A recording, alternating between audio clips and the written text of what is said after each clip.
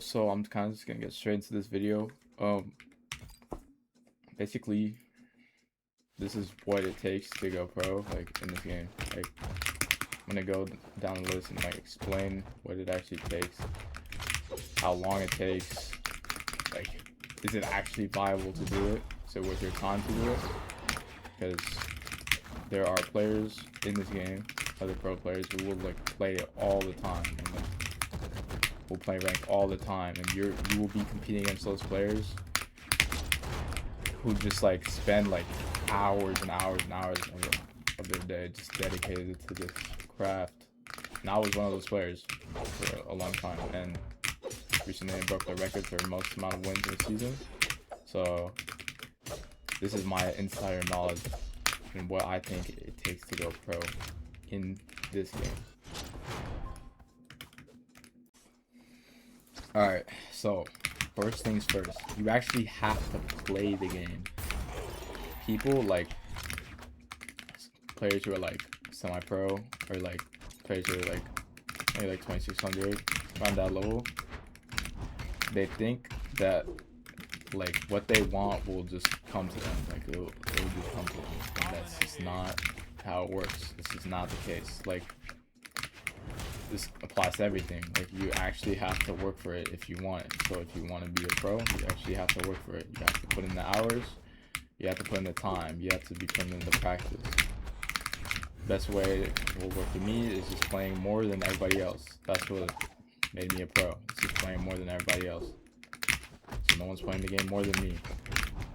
That's why I'm comfortable when I'm in tournament, and I'm like prepared for like what people have in store. So that's the main thing. So you actually have to play the game. Now, number two, you actually need to be productive with your playing. So like, if you're just playing mindless games, it's just like there's no point. Like, you actually need to be working on something while you're playing, or you need to be focused on something, or you need to be practicing something. You need to be like productive with your gameplay, and you need to review your gameplay, and you need to review tournament gameplay, and you need to review what like the best do in this game, and you can be creative and you can make your own ideas and what works. Everybody's different. Not everybody's improvement process is going to be the same. This game is very versatile, and the possibilities are endless. So there's a lot that you can learn from like every pro player, like Martimu, Godly, like Zen, Hamet, Lanier, like all these players. There's something you could take away from all of them. There's things that they do that you can try to implement into your gameplay, and you can try to implement all the things that they do into your gameplay. Like, these are all championship level players. You want to like win tournaments and be like them, you gotta implement those things into your game. For the third thing, is this viable and is this worth your time? You don't want to be wasting your time on this game, because if you're like someone who's hungry and someone wants to go pro, you actually need to have the time to do that.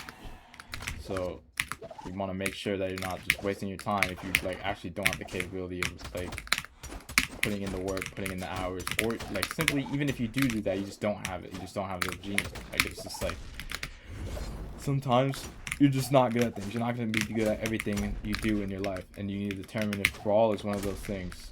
You don't want to waste your time on this game. If you want to just play for fun, then play for fun. There's nothing wrong with that. You don't have to be a pro. Honestly, I wouldn't recommend it. If I'm gonna be honest, I would not recommend it, especially now. In years like 2022, yeah, to go for it. Years like 2020, yeah, go for it. But now, no, I do not think it's worth it. For the fourth thing, getting in circles. So what I mean by this is being friends with pros, or being friends with semi-pros, or being friends with these people. If you're friends with these people, they'll spar you. If they spar you, you'll get better. They'll play twos with you, you'll get better. They'll teach you stuff about the game, you'll get better. But before I was a pro, in 2021, I used to hang out with Stingray in like 2020. And me hanging out with Stingray got him to spar me, and him sparring me made me a better player, and it made me look like good in once. Made me friends with a bunch of other pros. Made me friends with like RDMJ, friends with like players like Luna, players like Impala, players like Experience, like all these guys. Like it made me friends with them. And now you just have a bunch of connects. Now you have a bunch of people to play twos with. And now you can actually get better and improve yourself. So that's just like, that's an important thing to do. Like if you want to be successful in this game, having a good circle around you is going to help drastically. You can do this without a circle. You can do this. You can do this without having these connects, but it's a lot harder. For the fifth and final thing, solo queuing 2v2. Now, this is something that is good for like every game. Like if you're solo queuing a team-based game, like specifically like Valorant or something, or CS, you're solo queuing a team-based game because you want to make you a better player when you're playing with your friends. And that's just the truth, because you're just gonna know more about the game when you play with them. So playing with your friends or playing with your team partner, whatever it is, solo queuing 2v2 is your friend. You can literally go pro off of just spamming solo queues. You can just spam solo queue all the time.